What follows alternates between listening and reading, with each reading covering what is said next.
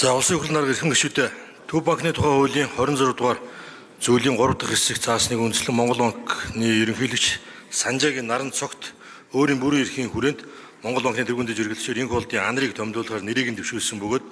нэр дэвшигч анар эдийн засгийн байнгын орооны нэр дэвших тухай өрсөлтийн загвар батлах тухай 2024 оны 3 дугаар тогтоолын дагуу өөрийн танилцуулга холбогдох бусад баримт бичгээ бүрдүүлж эдийн засгийн байнгын ороонд ирүүлсэн.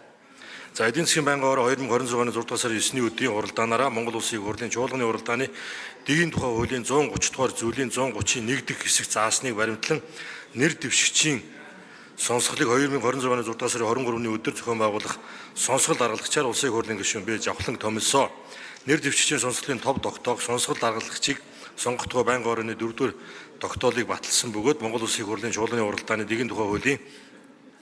121 дүр зүйлийн 121-ийн 3 дахь хэсгийг үндэслэн Улсын хурлын гишүүн Б. Жавхлан нарын 16 гишүүн товыг хойшлуулах тухай өсөлтөд байнгын ороонд ирүүлсэн тул уг өсөлтийг хэлэлцээд нэр дэвшигчийн сонсголыг 2026 оны 6 дугаар сарын 30-ны өдөр явуулахаар товлсон. За нэр дэвшигчийн сонсголын тов тогтоох тухай байнгын орооны 7 дугаар тогтоолыг баталсан. Эдийн засгийн байнгын орооноос 2026 оны 6 дугаар сарын 30-ны өдөр зохион байгуулсан нэр дэвшигчийн сонсголд оролцогч ажиллагчаар нийт 16 иргэн бүртгүүлж иргэн амар баасан дорж бүд базар гал цог зөрөгт баяр хонгор эрдэнэ мөнх нар нэр дэвшигчээс асуулт асууж хариулт авсан болно. Мөн нэр дэвшигчийн сонсголд Улсын хурлын гишүүн Анар Баатархүү Батуулд Батнайрамдал Батсөмбөрл Батчимэг Булган туяа Бямбсүрэн Ган хуйг Жавхлан Заяа бол Зол жаргал Лувсан жамц Мантхай Мөнх соёл Мэд сайхан Од баяр Пунсалмаа Сайн зөрг Соронзон болд Ундра Уянга Үүрэн туяа Цогтбаатар Цингүүн Инх хамгаалан Эрдэнэбат нарын гишүүд оролцлоо.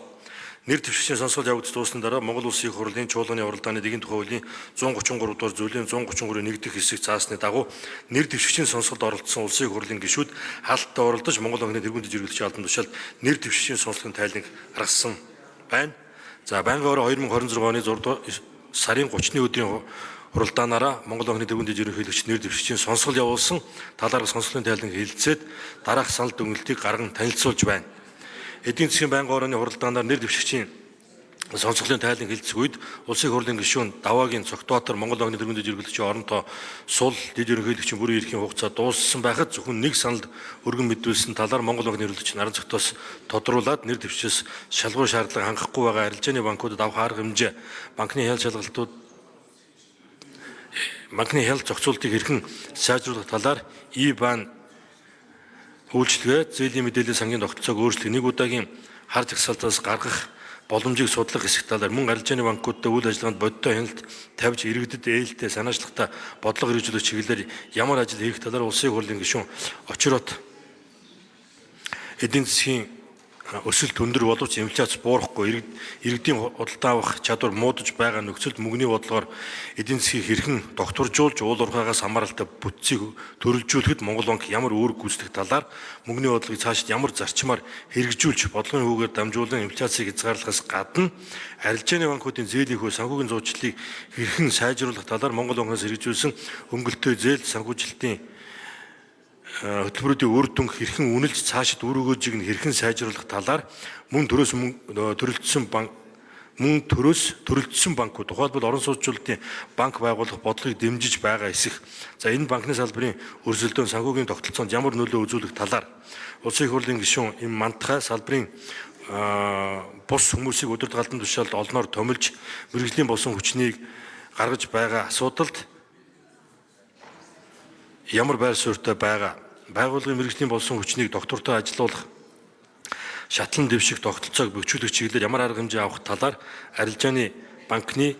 эцсийн өмчлөгчид даатгалын салбарт давхар хөрөнгө оруулж үйл ажиллагаа явуулж байгаа санхүүгийн тогтолцооны эрсдлийг нэмэгдүүлж байгаа эсэх. За банк болон даатгалын салбарын үйл ажиллагааг олон улсын жишгийн дагуу илүү бие даасан байдлаар хөгжүүлэх энэ чиглэлээр ямар зохицуулт хяналт арга хэмжээ хэрэгжүүлэх талаар нэр дэвшигчээс асуулт асууж үг хэлсэн болно.